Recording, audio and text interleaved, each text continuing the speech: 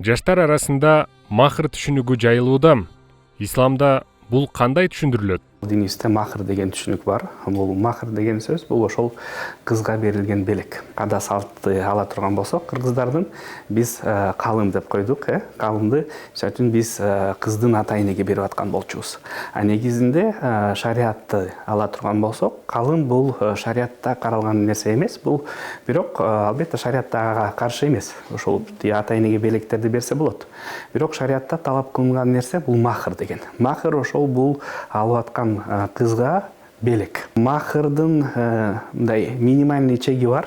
Мисалы үчүн бул ошол муфтият жагынан фатва бекитилет. Мисалы үчүн минимальный критерийси ошол $300 тегереги болсо керек.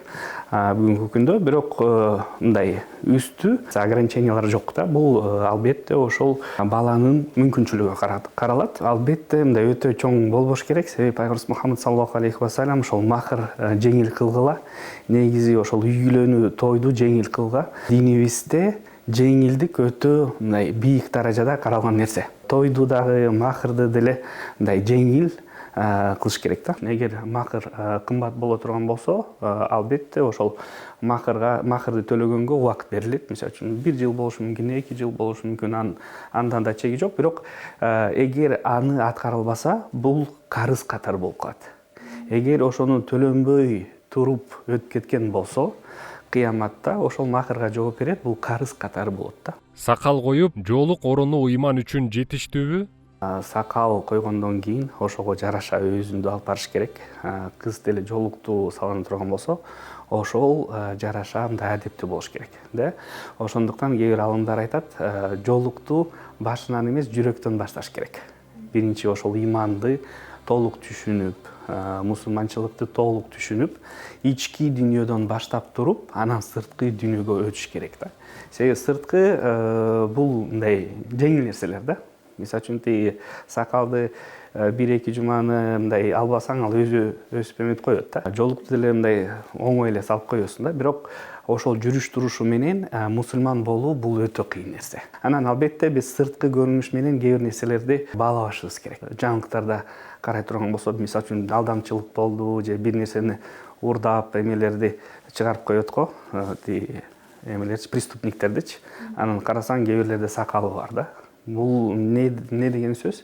Ошол сырткы көрүнүш менен кээде биз өзүбүздү алдап коюшубуз мүмкүн. Бардык иштер ниетке жараша болот дейт го, пайгамбарыбыз Мухаммад саллаллаху алейхи ва саллям. Анан кээ бир кыздар мисалы үчүн балким ниети туура эмес кылып туруп, жоолукту салсам, мындай тезирээк күйөөгө чыгып кетем, жакшынакай күйөөнү табам деген балким максаттар болушу мүмкүн да.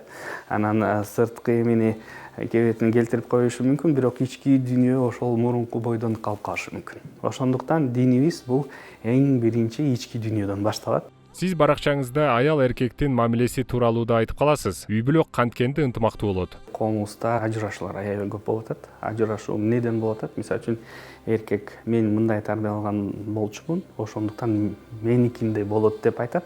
Аял болсо мен башкача тарбияны алгам, ошондуктан меникиндей болот деп мындай ортодо чыр-чатактар чыгат. Бирок ислам үй бүлөдө биз ошол мен деген нерсени артка коюп туруп, ортого эмне? Алла субханаху тааля бизден эмнени каалап атат? Алла субханаху тааля бизден эмнени талап кылып атат? Ошону ортого кое турган болсо, ошондон чыр-чатактар чыкпайт да. Себеби Кудайдын алдында бардыгы эркек болобу, аялда болобу, алар ошол нерселерге баш ийиш керек. Эгер ошол нерсеге Аллах айтып аткан нерсеге баш ийген болсо, албетте ошол чыр-чатактар үй бүлөдө болбой калат. Чечип атканда өздөрүнүн нафси же калоосу менен эмес, ошол Алла субханаху тааля ошол окуя же ошол жөндө эмне айтып атат жана кандай чечимдерди бизге берип атат. Эгер ошол чечимдерди ала турган болсок, албетте анда баары жакшы болот. Интернетте ислам дини тууралуу айткандар көп. Пайдалуу маалыматты кантип иргеп алсак болот? Бүгүнкү күндө интернетте ислам боюнча ар кандай аябай көп маалыматтар бар. Анан турасы да бар, туура эмеси да бар. Бир имамдан же ошол бир ажыдан угуп туруп, ошол нерсени тутуп алгандар да көп болуп атат. Бирок эң негизги нерсе биз ошол бирөөдөн эмес, биз мисалы катары биздин пайгамбарыбызды алышыбыз керек. Ошондуктан эгер биз пайгамбарыбыздын өмүр баяны жакшы биле турган болсок, ошол окуяда пайгамбарыбыз Мухаммад саллаллаху алейхи ва саллям кандай кылчу эле, өзүндү кантип кандай алып барчу эле деген нерсени биле турган болсок, ошого мындай мисал катары тутуп жана ошого салыштырып биз туура чечимдерге келебиз. Илим өтө маанилүү. Ошол баардык нерселер, бул туура эмес нерселер илимсиздиктен чыгат. Сизге кайрылып кеп кеңеш алгандар арбын көбүнчө кандай көйгөйлөрдү айтышат? Бүгүнкү күндө адамдардын мындай курсактар ток. Ачкадан эч ким өлгөн жок. Бирок курсактар ток болгону менен рухтар ачка болуп атат. Рухтар, ички дүйнөсү ачка болуп атат. Бул эмнеден болуп атат? Себеби адамдын жашоонун максаты жок. Же жашоодогу максаты жакшы билбей атат, же өзү түшүнбөй атат. Эмне үчүн жашап атам депчи. Исламды туура түшүнгөн киши бул эч качан депрессияга же ошондой туура эмес абалдарга душар болбойт. Себеби неден? Себеби бул имандуу киши анын албетте Аллах менен байланышы бар болот. Анан бул намаз окуп, дуаларды кылып, ошол депрессиядан алыс болот. Себеби эмне болсо алда бул нерсе бардыгы Аллахтан, мындай сыноолор боло берет. Жакшылык да Аллахтан, жамандык да Аллахтан деп туура кабыл алып, бул жамандыктан биз туура өчүш керек. Бул жөн эле сыноо. Анан Куранда да бир аят бар. Аллах субхана ва тааля эмне дейт? Ла юкаллифуллаху нафсан илля вусаха. Биз албетте адам баласына эч качан ал көтөрүлбөгөн сыноолорду бербейбиз депчи. Ошондуктан биздин жашообузга келген сыноолор бар. Булар бардыгы өтсө болот. Эмне менен? Иманы менен, Аллахка таянып, туура дуа кылып, ошол нерсени оңой менен чечип койсо болот.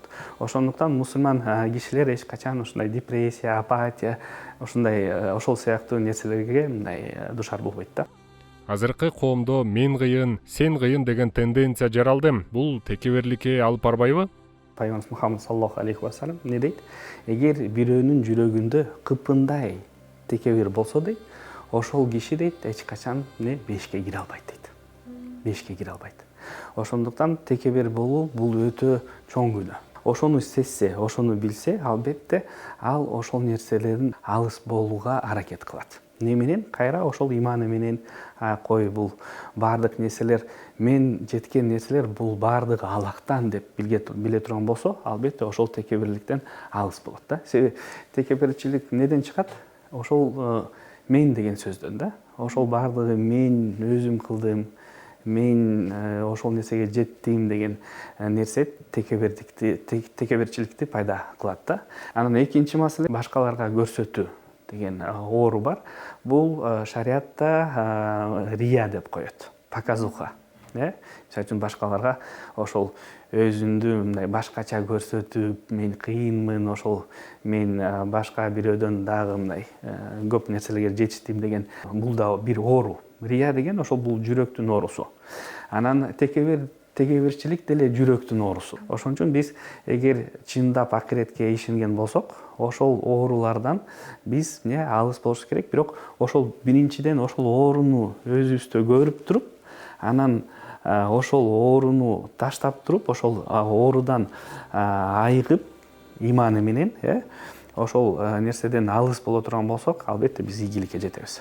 Динге жакындагысы келип, бирок аны радикалдаштырып алгандарды кезиктирдиңизби? Радикал кишилерди көрдүк. Бул неден чыгат? Көпчүлүгү кезде бул илимсиздиктен чыгат.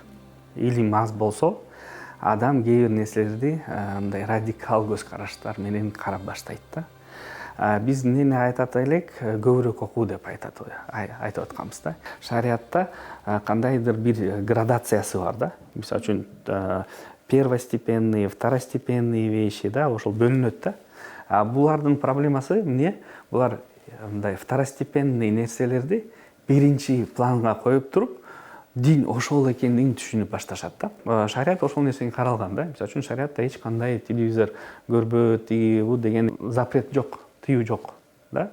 Бул эмне маселе? Ошол нерсени кантип колдоносуң?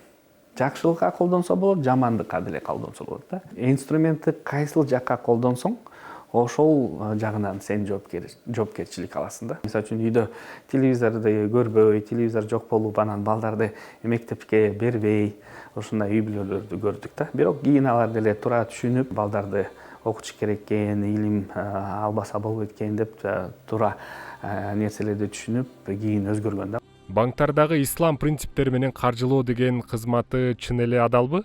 Көп банктарда ислам терезеси ачылган. Булар именно мусулман кишилерге, намаз окуган кишилерге мүмкүнчүлүк түзүлгөн. Мисалы үчүн мурабаха. Куранда айтылат го, пайыз арам болгон, бирок соода адал депчи. Ислам каржылоодо силерге акча берилбейт. Үйдү ала турган болсоңуз же машина ала турган болсоңуз, банкка келесиз. Банк биринчиден өзүңө ошол машина же ошол үйдү сатып алат, анан сизге үстөк кылып туруп кайра сатат. Наценка деп коет. Соода болуп калат. Бул туура эмес, бул арам нерсе деп айтып аткандар да көп. Кээ бир имамдар өздөрү билбейт. Международный стандарт IOFIC деген нерсе бар. Бул мисалы үчүн дүйнөдө кандай исламский банктар болсо, баардыгы ошол принциптер менен иштешет. Ал жерде 50-дөй, 60-тай чоң алымдар, дүйнөдө болгон чоң алымдар ошол исламский принципи финансирования атайын стандарттарды түзүп, баардыгы бир принцип менен иштейт. Адал нерсе колдонсо болот. Эми өзүңүз тууралуу айтып берсеңиз, ислам динин кантип кабыл алып калдыңыз? Мен өзүм Караколдо төрөлгөм. Караколдо төрөлүп, чоңоюп, атам да, апам да орус. Убагында алар деле исламдан маалыматы жок болчу. Анан мен 2003-жылы 19 жашымда исламды кабыл алгам. Кийин аларга да түшүндүрүп аракет кылгам. 2 жылдан кийин менин апам да исламды кабыл алды. Ал да мисалы үчүн азыр 22 жылдан бери намаз окуп, орозо кармап, ислам жолунда жүрөт.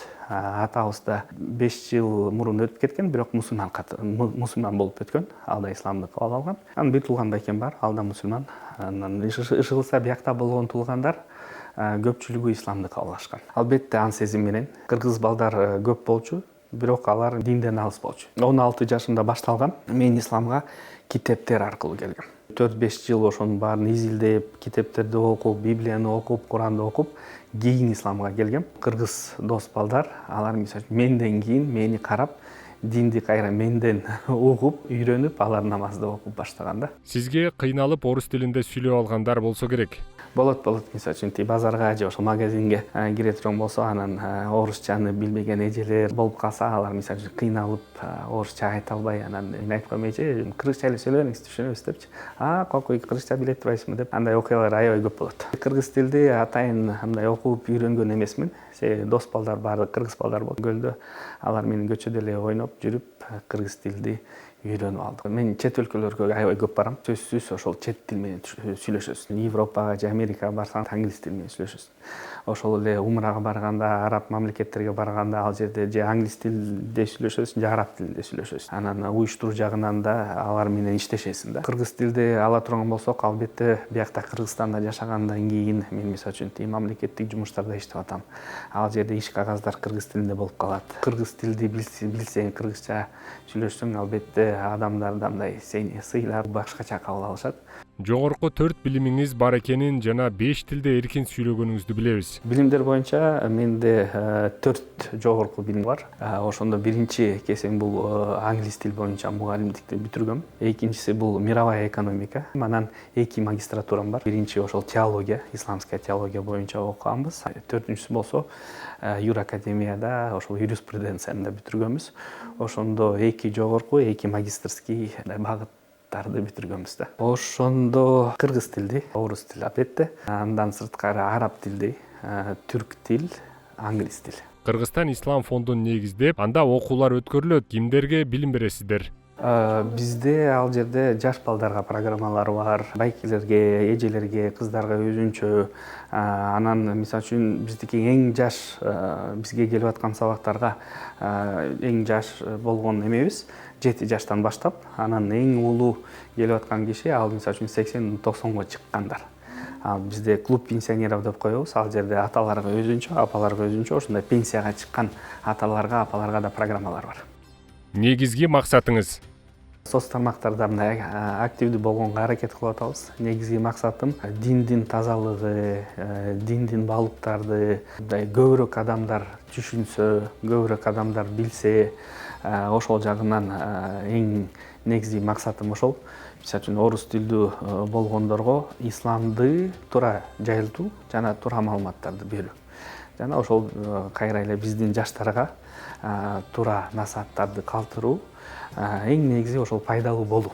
Себеби пайгамбарыбыз Мухаммад саллаллаху алейхи ва саллям эмне деп айткан? Силердин эң жакшылар бул коомго пайдалуу болгондор депчи. Ошондуктан биз да ошол менен пайдалуу болгонго аракет кылып атабыз.